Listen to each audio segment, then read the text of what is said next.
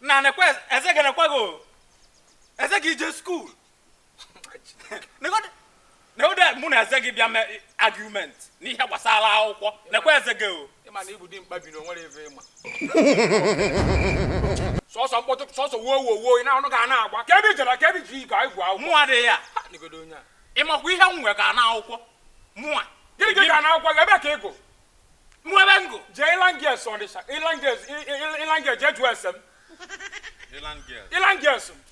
Ọsọ bụ nwoke go ni Ilanges. Nigodo onya anya. Mụ agụrụ na CKC, go CKC.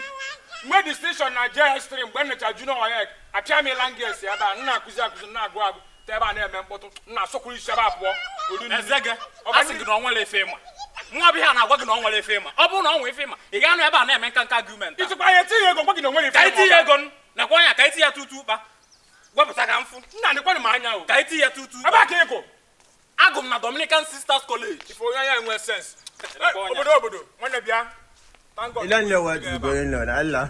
Nna onye obodo nna nekwa ezege o nekwa ezege na-agụ ọdị agụcha mụ na ebe a na-eme argument na gani afesi na gani afesi ngwa ga ntị nna agụgo m onye ka itinye tutu ụkpa weta ndị ego nya ka nna agwa gị ka itinye ego ịchọ na eme mkpọtụ ya aga weta ego pụrụ ihe na-agwa fes weta ego ka m bịa mụ akarigodo okwu ba ihe ego a ego tutu ụkpa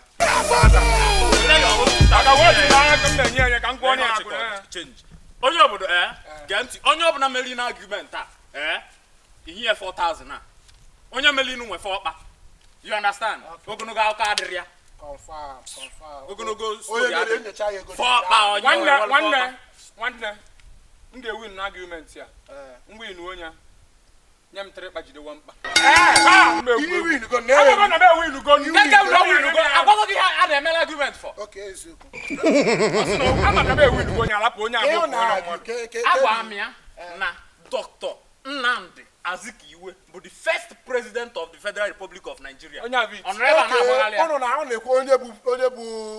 first president of Nigeria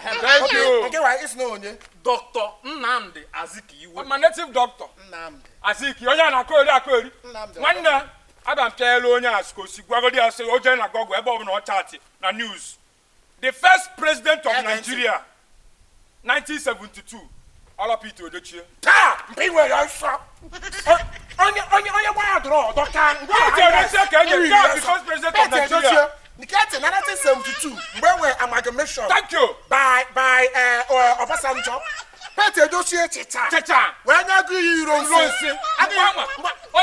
Willie Obiano bụ vice president and agwa gị ihe okwu current affairs ime geography ime social studies jide wampa nye m 3 kpa jide na change ana agwa onye Igbo na-akọgheri akọ sị m na Azikiwe bụ onye kpọkọta the northern hemisphere and southern hemisphere anya mene IPOB ju achọrọ Biafra thank you na fọ nke wana ị na-akọ ihe mara choice na wa fọ David Mona Pete Edochie gogolo ya Pete Edochie the first president of Nigeria gogolo Tafawa Balewa thank you Tafawa Balewa mmịa na mpa Lord Lugard na akụ na Benin onye bazi etielu fa problem bụ this man a na-akpọ Ifeanyi Ọkachiome na-abịa bịa asa ama relationship onye anwe ego onye a na-akọkwa okay so that ka ị na-aga ngwa na nwe maka biko ọnwa ka ndị mata asị dị next time ka mgbe ka o si nwere argument ya na-abịa awazi ka ejesi nwanne ihe abụrụ ihe argument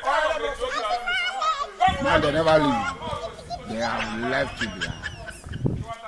onye na-eme social study na school bi ọ na-akọ eri ọnwa na-efe ịma afọ nsị